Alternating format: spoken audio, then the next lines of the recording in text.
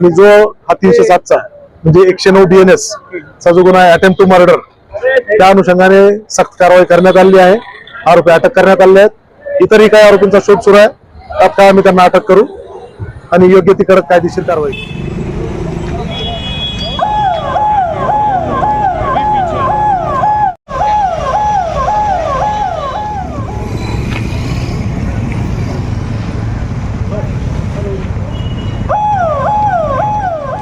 आप देख रहे हैं मराठवाड़ा तेज न्यूज़। अब हर खबर होगी अपडेट।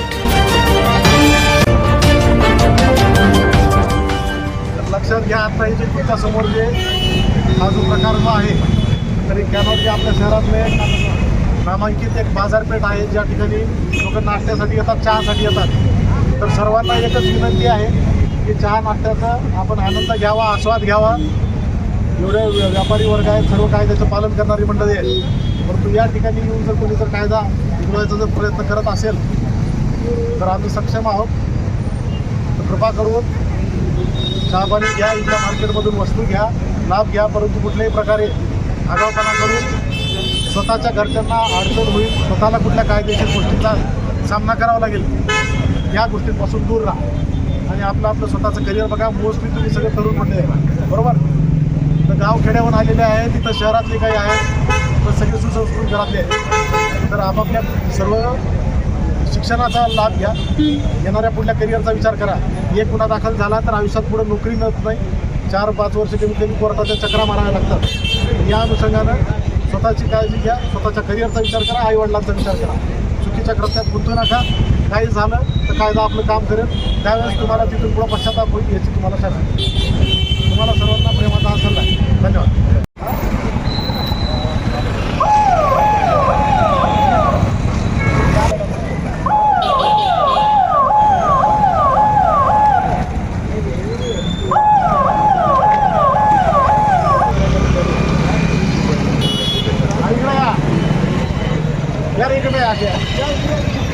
इकडे या ना समोर.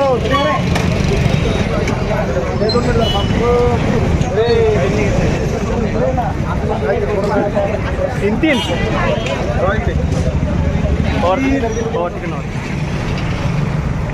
थोड़ा उजाले में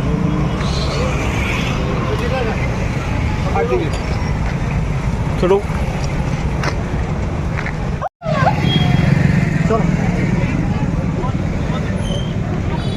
तो डर जा रहा है, थोड़ा लेफ्ट मारो, थोड़ा लेफ्ट करो,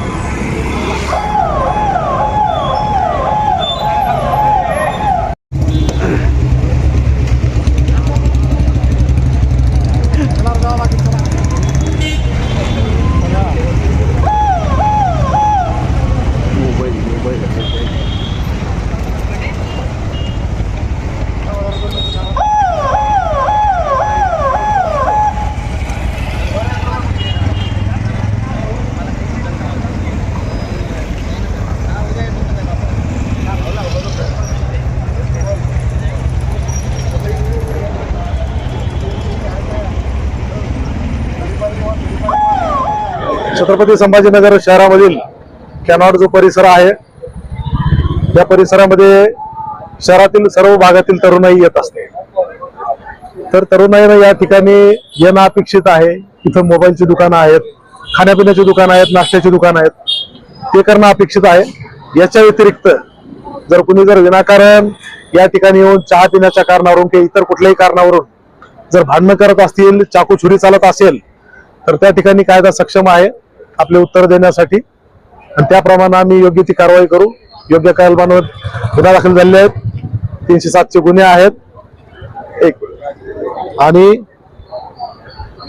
त्या अंतर्गत आरोपितांना अटक करण्यात आली आहे. बाकी काही आरोपी आहेत, सर्व शाळकरी कॉलेजचे मुलं आहेत, शाळकरी नाही आहेत, कॉलेजचे मुलं आहेत किंवा इतर काही टुकार आहेत, रेकॉर्डवरचे काही क्रिमिनल्स आहेत अशा प्रकारचे.